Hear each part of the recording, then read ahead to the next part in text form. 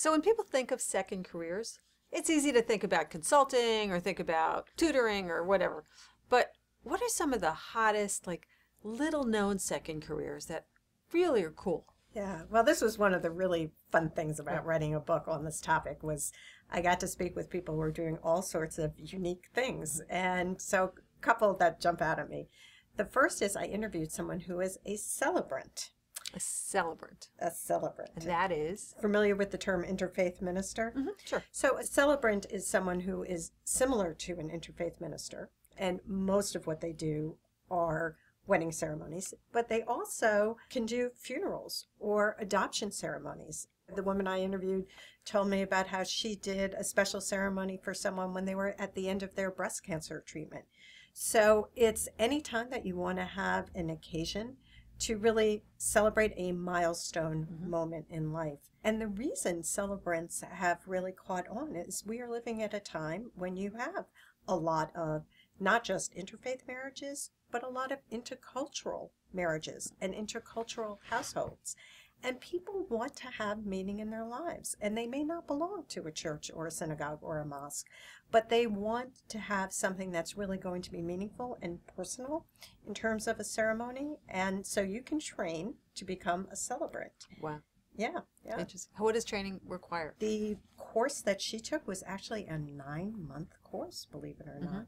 Through, I'm not sure that I remember the name exactly, but I think it was the International Celebrant Academy. But if you look it up online, there is training available for Fascinating. How fun would that be? Yeah.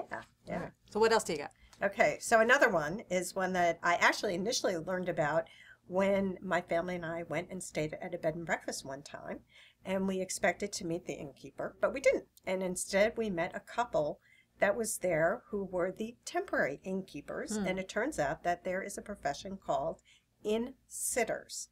So what an inn-sitter is it's sort of like a babysitter for an inn or a bed and breakfast.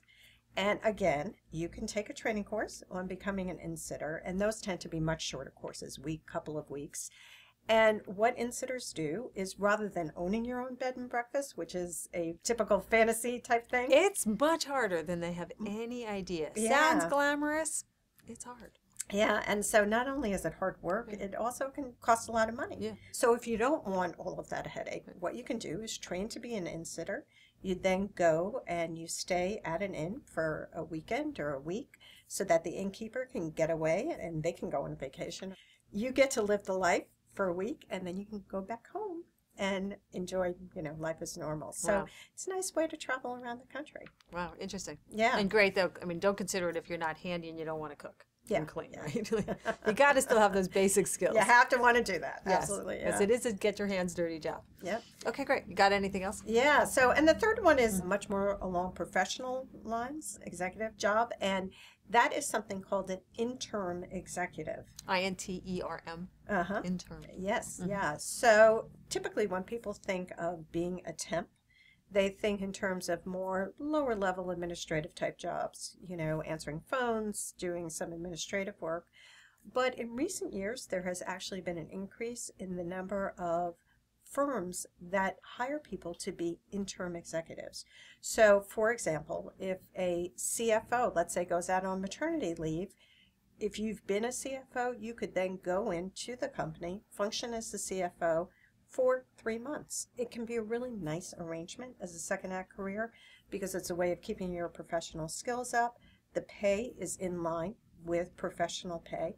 You work very hard when you go in and do the job, but then you have periods of time in between assignments when you can go off and travel and just enjoy life. So it can be a nice arrangement. Interesting. And do they find those positions through agencies? They do, generally speaking, yes. So we see them with CFOs, sometimes marketing professionals, and sometimes even CEOs, especially in turnaround situations. So lots of possibilities that you might not have thought about before. Great. Thanks very much, Nancy Collins. You're welcome.